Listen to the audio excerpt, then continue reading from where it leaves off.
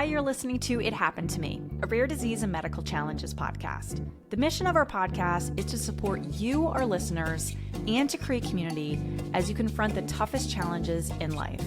All of us will experience health hardships. The real question is how we adapt. That's the focus of It Happened to Me, which wants to help you overcome limitations and live a full and satisfying life. Drawing on their own health challenges, co-hosts Cathy Gildenhorn and Beth Glassman interview guests who share stories and research to help you succeed in the face of difficult health obstacles. It happened to me. I'm not alone, and neither are you. Carrie Francis was born in Niagara Falls, Ontario. She has a 5th-degree facial cleft, which affects almost every system in her body. Carrie describes herself as totally blind and hearing impaired. Doctors thought she would only live 1 week and die from inhalation of food. Instead, she defied the odds. Carrie is now a university student working towards her Bachelor of Arts in psychology. Carrie is a busy advocate for the blind, the visually impaired, and the deafblind. She's also an Amnesty International supporter and belongs to the Lions Club community. Hi, Carrie, and welcome to the podcast. Hello, thank you for having me. Oh, it's a thrill, Carrie. Thank you. So let's start at the beginning. What is a cleft palate and how is it different from a cleft lip? When a person is born, their face comes together during the first 6 weeks. And if the two sides of the lip don't come together, there's just basically a gap of skin. And that's easy to fix. It's just a couple of surgeries and it's ready, and it's not too serious a condition. But if a person has a cleft palate, the bones fail to come together, and there's literally a gap between the bones when they're born. And my cleft palate went from the roof of my mouth all the way up into my forehead. Oh my goodness, that is really, that's an all open area. Yes. Wow. My brain was sticking out. My eyes were on the sides of my head. I had no nose. And it basically affected every system in my body. Oh, wow. Now, Carrie, how common is it? And does it affect girls more than boys? My understanding is that it affects 60% more of girls than boys.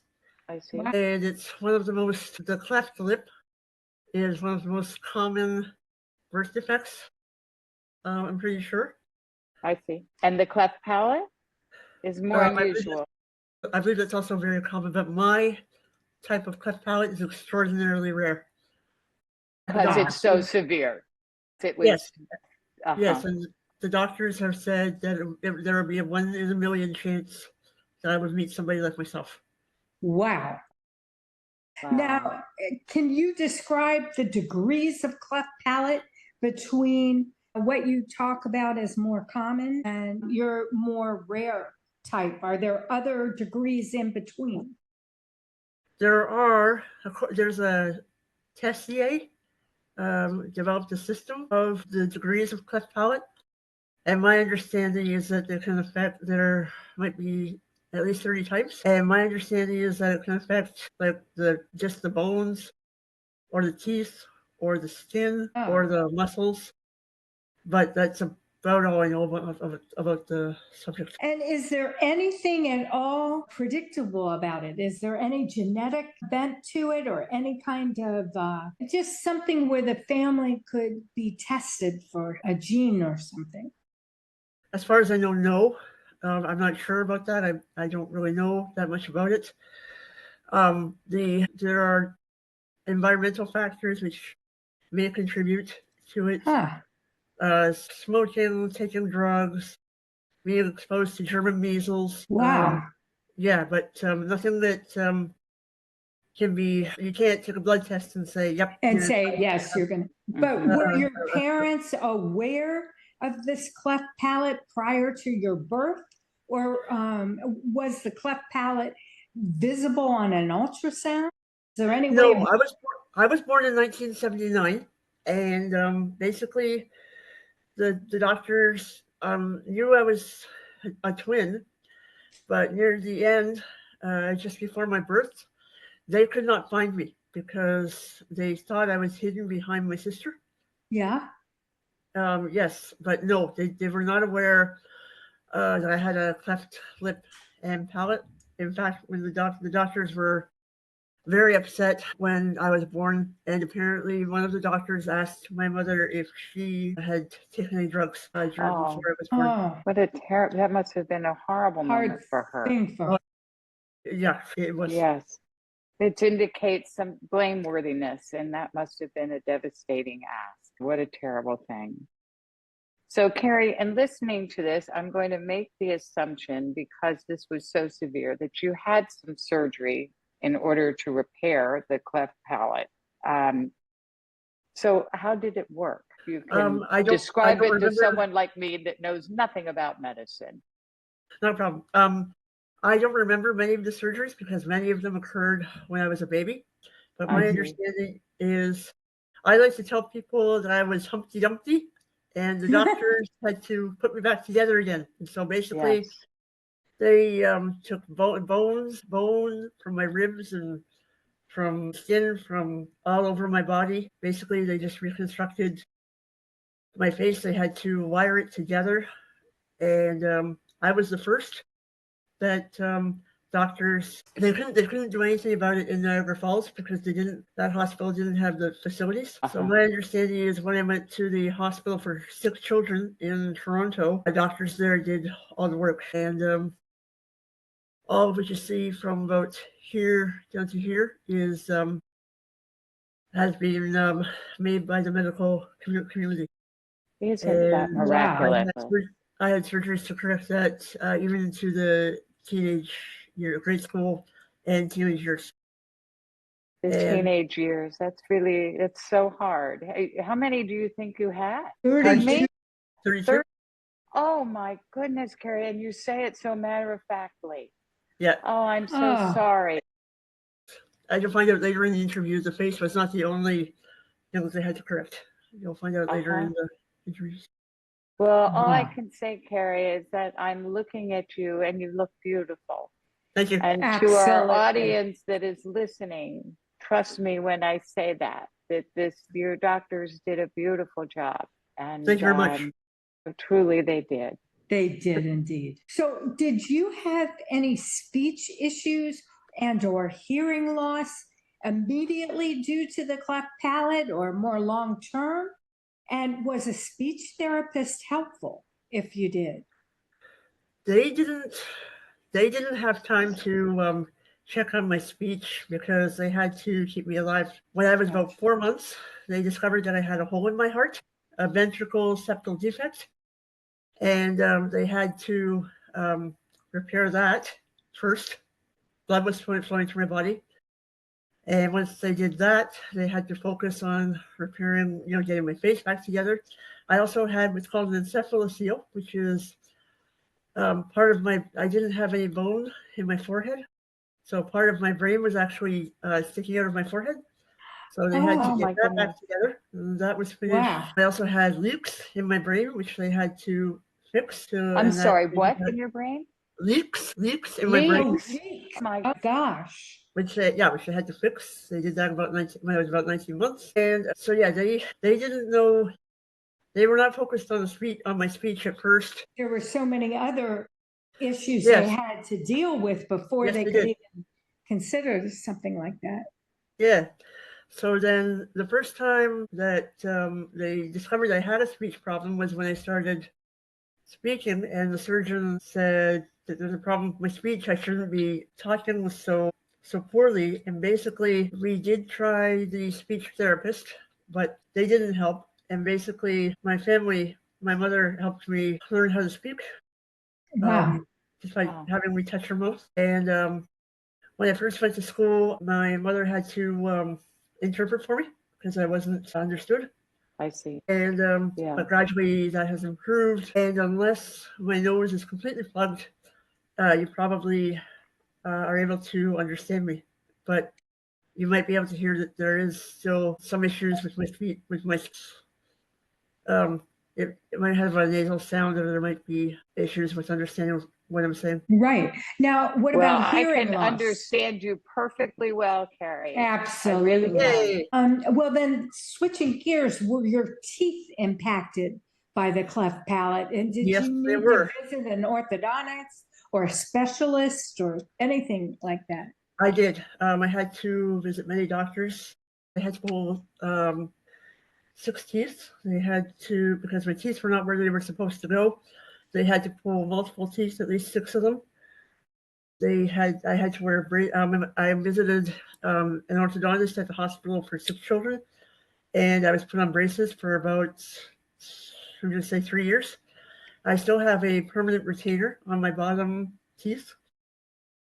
And recently I had to have many of my front teeth removed, and I had to have a bridge put in place. You are a remarkably strong and just persistent person to withstand all this and to have the attitude you have. It's really wonderful to hear. Yeah. You know, I'm thinking not only about you, Carrie, but about your mom and the people that were taking care of you. All these surgeries that you went through, and coming home and helping you as a child get through all these procedures. This is really a team effort, a family Yeah, effort. my parents are very strong people, and I wouldn't be where I am today without them. They sound like they must be miraculous, because you exude confidence. I can hear it through the video, and you sound confident and you sound strong. And so I congratulate you, but I also want to acknowledge that there must have been a lot that went into that as far as your family is concerned. And so There was, yes. yeah. And Great point, Beth. Great point. I mean, it's really the caregivers also need to be congratulated, as well as the patient. It all goes together. It does, One yeah. doesn't happen without the other. Right. Yeah, and my parents had to be problem solvers, because sometimes the doctors didn't know what to do. So we had to come up with some pretty innovative solutions to some problems along the way. Wow. And most of this happened in Canada. Is that right? Most of this all happened. It all happened in Canada. Well, you got remarkable care. You just got remarkable care. And sometimes not knowing, admitting that you don't know what to do, and then sitting down and trying to figure it out is really, well, doctors maybe do their best work then, that they're focused on you and trying to help the patient. You really benefited from a great team, it sounds like. Yes, I did. Very lucky. So I wanted to ask you, you identify as being deafblind, and I wondered, when did the vision loss occur? Was that, at birth? Did it happen along the way? When I was born, my parents have told me that I was able to see. I see. And this was the case until they fixed my heart at 4 months, and then at about 3 months, I was able to smile and I was able to react to my mother. But once they fixed my heart and then the blood started pumping, a cyst developed in my right eye on my cornea, and they had to remove the cyst. And when they did that, the cornea stopped working, and they tried to do 2 cornea transplants. Neither of them worked, and I was left with very, very limited vision. And my left eye is a prosthetic. I see light perception, hand movement, color, and shadow out of my right eye. Now, as far as my hearing goes, I was technically born deafblind. My right ear has, as we say, a moderate hearing loss, and my left ear was also had some hearing. I was able to localize to sound until I was in grade school, and possibly grade 7. And at that time, I developed what's called a cholestoma in my left ear, which is a benign tumor. And the doctors, of course, back then they didn't have MRIs, and so the doctors didn't realize how bad the tumor was. They thought they'd just go in, take off the tumor, but we're done. They went in, And it turned out the tumor was wrapped around my facial nerve as well as the bones in the inner ear. So they had to remove all of my inner ear in the left side, and they also had to take it off of my facial nerve. And so at that point, I lost all functional hearing in my left ear to the point where it cannot be, it can't even be fixed by current cochlear implants or bone anchored hearing aids. Boy, So that can must a have been a hearing aid- very complicated surgery. Yep. I'm thinking about that tumor and it's wrapped around muscles. Absolutely. I mean, it's really quite remarkable that you didn't suffer paralysis in your face. Yeah. I mean, that's that was amazing. nothing. Do you wear a hearing aid? In my right Does it ear, yes. help? Yes, Does in my it right ear. help? Yes, it helps. It corrects the hearing. It compensates for the hearing loss in my right ear. So given that you have virtually no vision, you have virtually no vision and poor hearing. Yep. How do you communicate with family and the outside world? Here's speech. As you can tell, I can speak reasonably well. I also use email. Email is big communication. I can use the telephone and do, but yeah, speech and email are my primary communication methods. Wow. And how did your family, how have they been supportive in this way to help you communicate?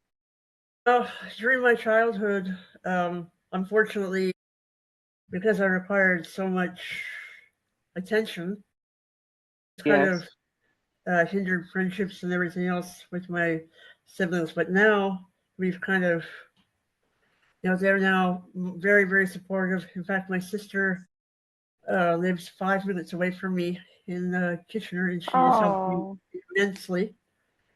And is this your twin? Oh, this is my youngest. This is my youngest sister. Your younger sister.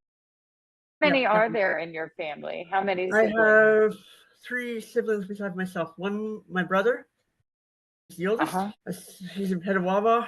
My twin, who doesn't have the same issues as me, she lives in Guelph, and she is the dean of the music department at the University of Guelph, I believe. Oh my goodness! Wow. And But she doesn't have any of these issues. No. Wow.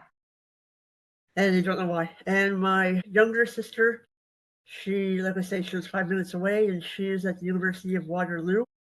And she is in charge of providing permission for the grants, for the research grants for the people at the university, I believe. So you have a very academic family, it sounds like. Yep. Yes, I do. Yeah. Wow. Isn't that wonderful?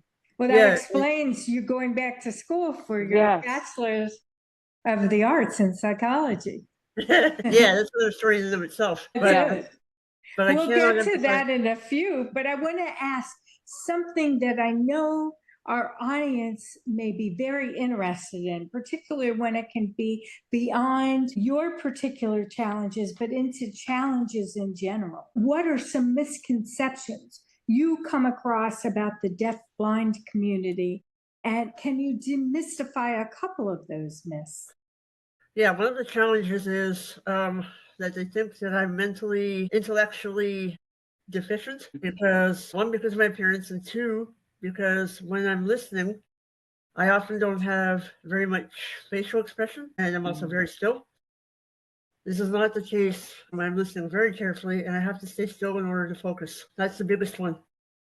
Wow. Are there any others? Or is that really the one that's made the biggest difference? That's the biggest one. Another might be, that's the biggest one. That's the one that I heard the most. And how have your deaf and blind challenges shaped your passion for advocacy? Advocacy is what gives me hope. Okay. That's beautiful. Yeah, and I've had some pretty big successes.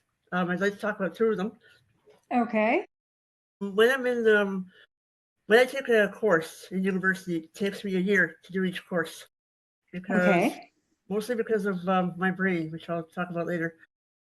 So when I do an essay for the course, I like to do something that is I can relate to, that I can understand, and that's close to my heart.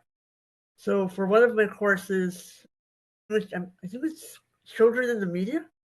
I don't know if I saw it. Anyway, one of the topics was to write about, I don't remember the topic exactly, but I decided to write about Harry Potter, the making of Harry Potter, the audio books, and I discussed how the blind, it takes up to a year for someone who is blind to get the same audiobook as the sighted person because it's produced because of multiple factors. And what I did was I sent it to the publisher of the Harry Potter series in the US, and that was Listening Libraries' Tim Ditlow.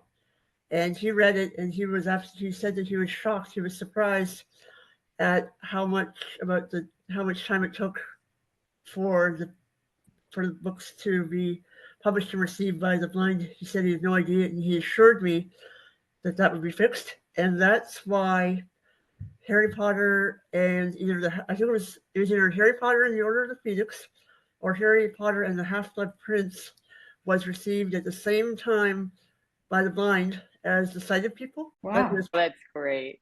Carrie, that's wonderful. That's something to be really proud of. It is, yes, you had a real impact. And another one has to do with getting described media onto DVDs. I love movies, and for a Christmas tradition was to receive a described movie on videotape. And I received a lot of movies over the years. And when they switched to DVD, they stopped. The movie producers didn't include the audio description track on the DVDs. And I missed my movies, and I wanted my movies. So I decided to write to the producers and ask them to please include the descriptive tracks on DVDs. And believe me, I wrote a lot of letters, and eventually they started including the tracks on the wow, that's on congratulations. And thank you. And I learned from Mary Watkins, who was in charge of newsletter for audio description, that my letter writing played no small part in convincing the studios to put the descriptive tracks on DVDs. Excellent. It's just wonderful. You're not only an advocate, you're a successful one at that. Yes, I am. That's so great. You've got these wins under your belt. That's wonderful. Yeah. That's really great. Well, I guess it's no wonder that you beat the odds. Doctors gave you 1 week and you showed them. You were going to take that, even as an infant. You were going to show them up. So how did that happen, Carrie? What is your theory about that? Well, one of those things, if you're with me for long enough, and if you know me for long enough, you'll learn that I'm very headstrong, I'm very determined, and I just will not give up. And the philosophy that my parents had and still have is, as long as I'm trying, and as long as I want to try something and continue to try, they will allow me to pursue a goal. And that has been what has worked for me for so long. I just want to take that message and package it and send it out to the world. I just, the force with which you say it, it's not a question, it's an absolute, Carrie. I mean, I just welled up with tears. I just want you to know I'm having a little trouble reading my outline. You really struck a chord there. And there's a lot that we can take away from that just, you're going to make it happen, and it will happen. And that's really wonderful. I can't do everything. I won't be a neurosurgeon, and I probably won't be driving anytime soon. But apart from those two things, if I have a goal, I'm like a dog chasing a bone, and you try to take that bone away from me, and you don't want to see what happens. Trust me. So, can you tell me how you take that can-do attitude and deal with your medical challenges on a daily basis? Give us an idea of what you do to get through the day. Well, I have a couple of medical issues. The first is my hearing and my localization to my inability to localize the sound. I recently went to a guide dog school, and I got a new good guide for you. dog, Oh, Yoda. Wonderful. wow. And yeah, we've been together now for just a couple of weeks. Congratulations. Thank you. And I while think we should tell our listeners, Carrie, that this is a very big deal. Sure. What is involved, you're not just handed a guide dog. You No, have no, no, to no, no. really work for it and show that You you're do. competent, and that requires a good year of caning instruction and then schooling. Yes, it not only works for me, but it takes a lot of work from others. The dogs, they don't just wave a wand and say, "We have a guide dog." Right. First, the guide dogs go with, or potential guide dogs go with foster families for a year. Mhm. And their job is to teach the dog basic obedience, socialization.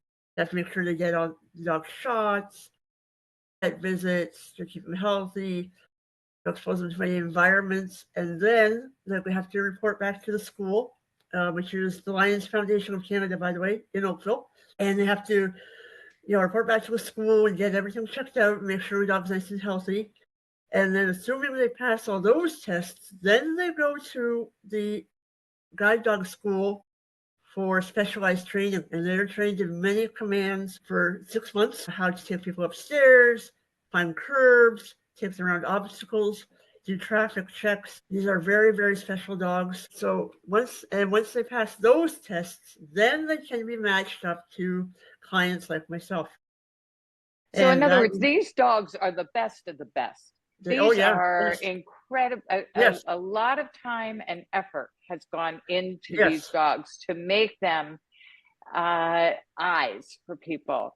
And so I think that organizations are very careful about who these dogs go to, that they are with people who are also equally worthy and trained in order to take care of them. It is a match together, right? Yeah, so basically I had to go through earn the privilege. You have to earn the privilege. It is, yes. So I had to go through an assessment process, which basically I had to fill out some paperwork, some medical forms, like doctors had to say that I was mentally, emotionally, and physically competent to handle a guide dog, and that I'd take care of him and be responsible for him and all that stuff. Then a person from the school came out, and they actually did a home assessment. They checked how I walked. They found out my lifestyle, what I did, would I be, able to look at, would I be able to use the dog effectively? And for the first time ever, I had to learn 3 routes before I could get a guide dog. That's the first time they've had us do that. And then once all that was in place, then I received notification that yes, they had to take it to a committee and run my case by a committee.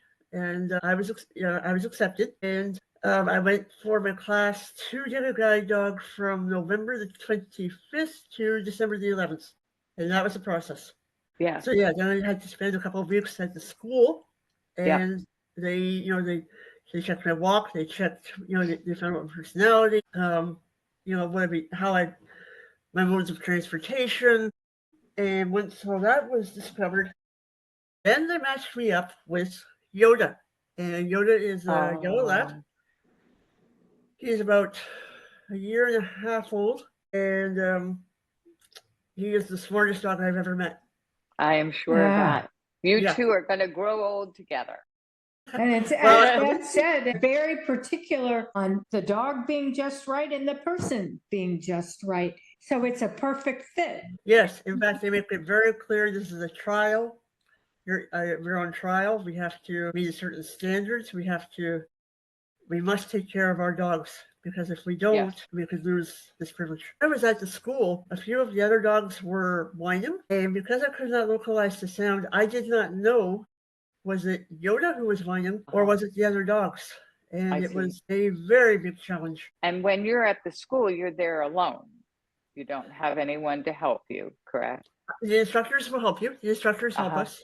But you don't But- have a caregiver from home. No, I don't. No, you're on your own. There are doctors there, but it's not like you had your mom there with you or your sister. They're not doctors. They're just instructors. Doctors, right? Gotcha. Yeah. But you don't have anyone else. You have to really be confident on your own Yes. in order to be given a dog. Yes.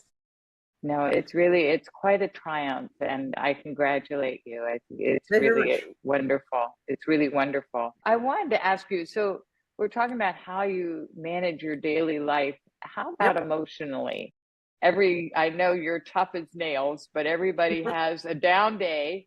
How do you deal with that? It's not very often that I have down days. The only time that I really get down and really get angry is when my brain was also affected by my facial cleft, my 5th degree facial cleft, and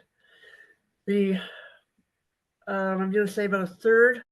The frontal lobe behind your forehead, a third of that is dead. My corpus callosum has fatty tissue around it, and my tectum is deformed. And to add to the fun, I have no bone behind my eyes. So sometimes if I get overworked, or if I get stressed, or if I do, too much, or if I have to stay up too late, what literally happens is my brain swells. And it actually pushes against my eyes. That really is quite a feedback. It's a challenge. Really, yes. So that you're doing too much. And so sometimes my brain, sometimes one day I can do it, and the next day, one day I can't do something, the next day it'll be gone. And people will always, it also affects my ability to understand humor and to pick up sarcasm. And I get so often, you could do it yesterday, why can't you do it today? You're so smart academically. Why don't you know I'm joking? Why can't you do A, B, and C, but you can do D, E, and F? And I just so angry because I'm not, if I could stop it, I would, but I can't. Maybe, Carrie, this is a way that your body is telling you to slow down, right? It sounds like your body is telling you to slow down. All of us could use a little bit of that, Carrie, because I think that we may not have a brain swelling phenomenon, but all of us are better some days than other days. We have more patience some days, less patience, more ability one day and less on another. It's really quite something, but you get a physical notice. We may not get that kind of notice, but we all have the same thing. That we can't, that not every day is a great day. No. Sometimes it can get to the point where it'll be almost like I'm drunk. That happened one day at the school. I've been working so hard. I couldn't get to relief area. I couldn't get back. I had trouble getting back from the relief area. I took off my dog's leash, but I wasn't aware I'd done that. I'd forgotten to take it off. It's almost like you're drunk. And it's just too much. You've just reached your limit, and that's that. Sometimes people don't understand that. I'm sorry to hear that, because we all have different degrees of ability to handle what is given to us in life. And each of us shows it in a different way. I guess knowing what you can handle and what you can do, and then take time off so that you can recoup and regenerate yourself. I need about 10 to 12 hours of sleep every day. You really need to rest and take care of yourself. Yeah, I do. Can I ask you something? Growing up, were you self-conscious? No, in fact, no. In fact, I got a really cool story. One time, somebody came to the school to do a presentation, and they were in a wheelchair. And I came home, and I was really excited, and I was talking to them. This guy was in a wheelchair. He's got, he does all these things, and he's really cool. And I was really excited with my parents. And they said, Carrie, do you view yourself as, he's disabled. Do you view yourself as disabled? And I said, I'm not disabled. I am not disabled. I just have challenges, and I deal with those challenges, and I just do things differently. And different is not less, it's just different. It's different. Absolutely. That's terrific. That's wonderful. Well, back to school. I know you're currently studying for a bachelor's in psychology. Congratulations. That's terrific. Thank you. But what inspired you to pursue this field? Well, here's the story. At the end of high school, I was told, people told me the wrong thing. I was told that I would never be able to go anywhere. I'd never be able to be employed. I'd never be able to analyze. I'd never be able to, do university. In case you missed it, when I'm told I can't do something, That's it. You go right to it. Get it done. Rottweiler pit bull cross with end stage rabies. So that made me angry, and I said, "To hell with you! I'm going to prove you wrong." And I went to. It took us a while to find a way, but I eventually found Athabasca University online, and I went there. And I started taking courses. And at first, it was a hard slog. I had to learn how to do certain things. I had to learn how to write essays. I had to learn how to answer questions. But guess what? I've been on the honor roll twice. Once in 2006, once in 2013. And I've only taken me 20 years. But guess what? I just have 2 more courses to go. Oh, wow. my That's gosh, fantastic. So guess what? God.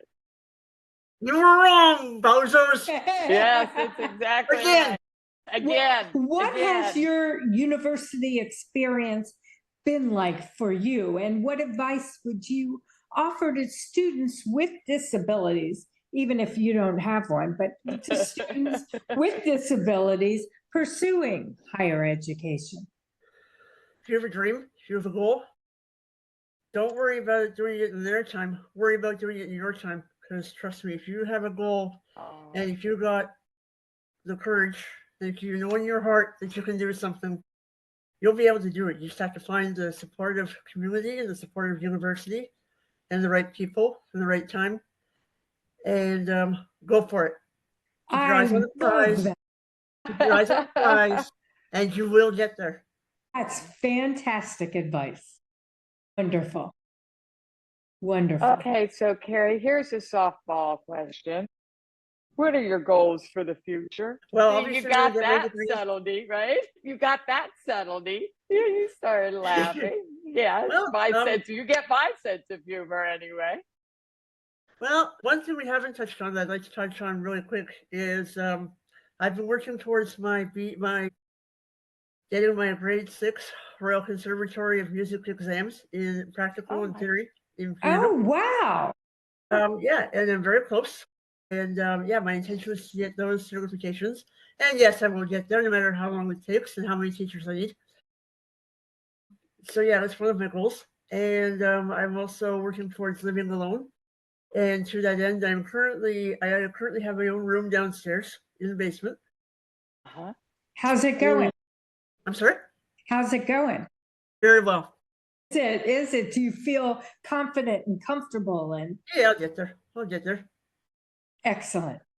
And another goal that I have is right now the prevailing view is that the blind people, generally blind babies, are not able to bond with their mothers because when their mother smiles, the baby can't see that smile, and so they're not able to bond, and they believe that is the root of depression and many other mental health problems for the blind. I think they can bond. We just have to use different modalities: hearing, touch, smell, and I'd like to research that and find a way to determine whether or not it's possible for bonding to take place in those modalities. Because when I was in the hospital, my mom would just hold me and rock me and cuddle with me. And guess what? I think we bonded. So I couldn't see her. Wow. I think it can be done. Beautiful. Absolutely. Now, if you could share, Carrie, one message with our listeners about resilience and overcoming challenges, what would it be? Well, right now I don't have a job. I don't have a job per se. I don't work.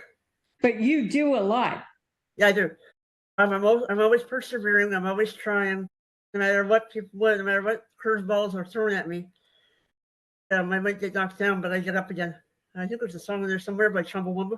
Anyway, so yeah, just keep trying, just keep pushing, keep pursuing your dreams.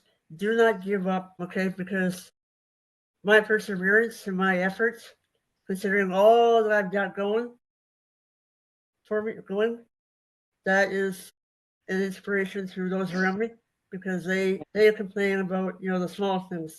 My kids crying all the Yeah. time.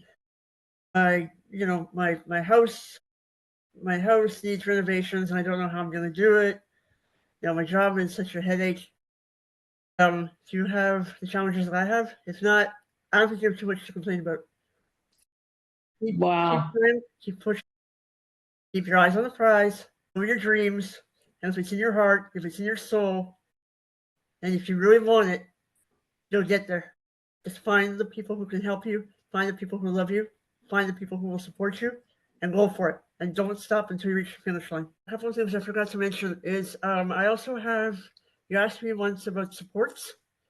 I've also had interveners in the past 3 years, and they have also increased my chances of independence. I've done things with them that I would not normally be able to do. I've visited plays in Toronto, like Harry Potter and the Cursed Child.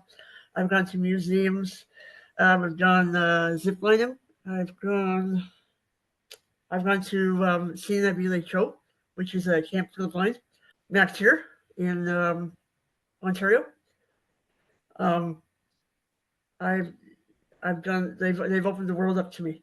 I've been in World War II aircraft at the Hamilton Warplanes Museum in Toronto. I've been rock climbing, which I love, and yeah, they've allowed me to do many more things. And another thing that I've done that I've been doing is donating plasma for those who are immunocompromised. And that would not be possible without my interveners. Another prevailing view is that it is not possible to be blind and to have a learning disability. I'm telling you it is, because I did not know about my brain until I had left school. They refused to even consider it. And I had to find out about my brain from the doctors at various hospitals in the States. It's a long story. That would probably be another interview in and of itself. But it is possible to have a learning disability and blindness at the same time. That is possible. I'm here to prove it.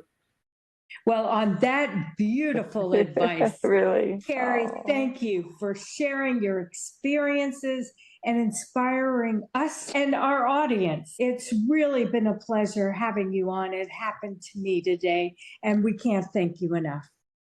Thank you for having me. It was a great time sharing my story. Thank you so much, Carrie. No problem. Thank you. Thank you for listening to this episode of It Happened to Me. We encourage you to learn more at ithappenedtomepod.com. Please use the contact form on our website to submit your guest suggestions, comments, questions, ideas, and feedback for the show. You can also email us directly at ithappenedtomepod@gmail.com. We would really appreciate it if you can leave us a 5-star rating and review on your podcast app like Apple or Spotify. This helps others in the rare disease and medical challenge community find us. It Happened to Me is created and hosted by Kathy Gillenhorn and Beth Glassman. I'm Keir Deneen from DNA Today, and I serve as our executive producer and marketing lead. Amanda Andrioli is our associate producer. Ashlyn Anokian is our graphic designer. And remember, it happened to me. I'm not alone, and neither are you.